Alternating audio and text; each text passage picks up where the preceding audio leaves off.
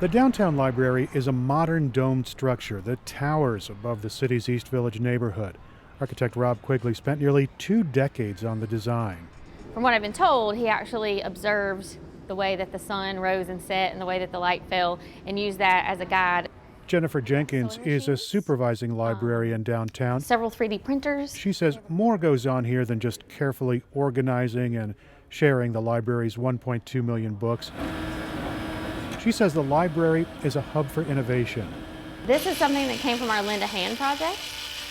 We created a prosthetic hand for someone who was born without a hand. And so for the first time ever, he was able to play catch with his children. There are 400 computer terminals, meeting rooms, and lots of public artwork scattered throughout the building. And of course, there are places to read. Jenkins says the library is a foundation for the community. This is the place where people and ideas come together and where we can encounter those different ideas. But 9-story structures like this one are not what's lighting up the imagination of book lovers. More than 40,000 little free libraries have been built worldwide since 2009, and San Diego County has nearly 100 of them. So this is my little free library, number 2744, chartered by the Little Library Organization. And as you can see, it's pretty full right now. Stephanie Thompson has lived in this urban San Diego neighborhood for 15 years. Her little free library is perched on a post on a street near her house. The brightly decorated blue box boasts a tin roof. She's had a lifelong love affair with the printed word, and she is anxious to share. Books have a special feeling to it. It's like a little gift pre-wrapped, you know? You just give it to someone, it's already wrapped in its cover, and you just open it, you don't know what's inside it, or you do and you can't wait. Thompson is an active library steward who monitors and curates her collection. She stamps each book that she adds to the library, and she's happy to see a mix of neighbors and visitors use it. Do you guys want to organize it? Emilio Figueroa thought the Little Free Library would be a great project for his sons. They built their tan box out of plywood and perched it on top of a tree stump.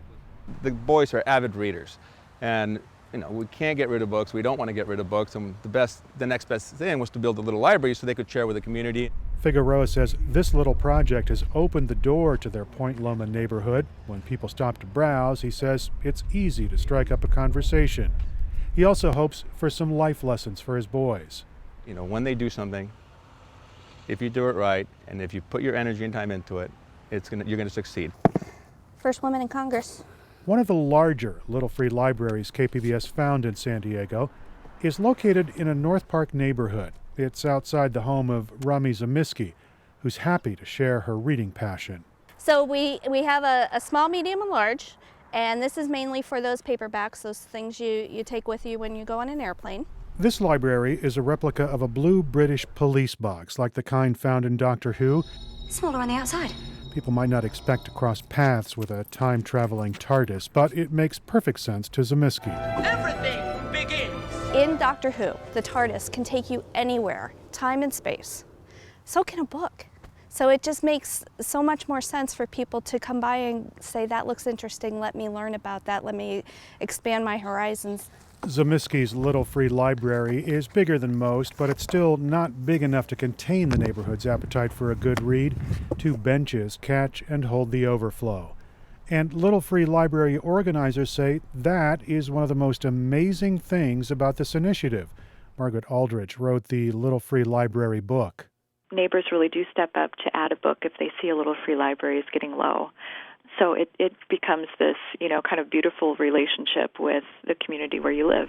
Little Free Libraries can be found in all 50 states and 70 countries, with an estimated 16 million books changing hands each year.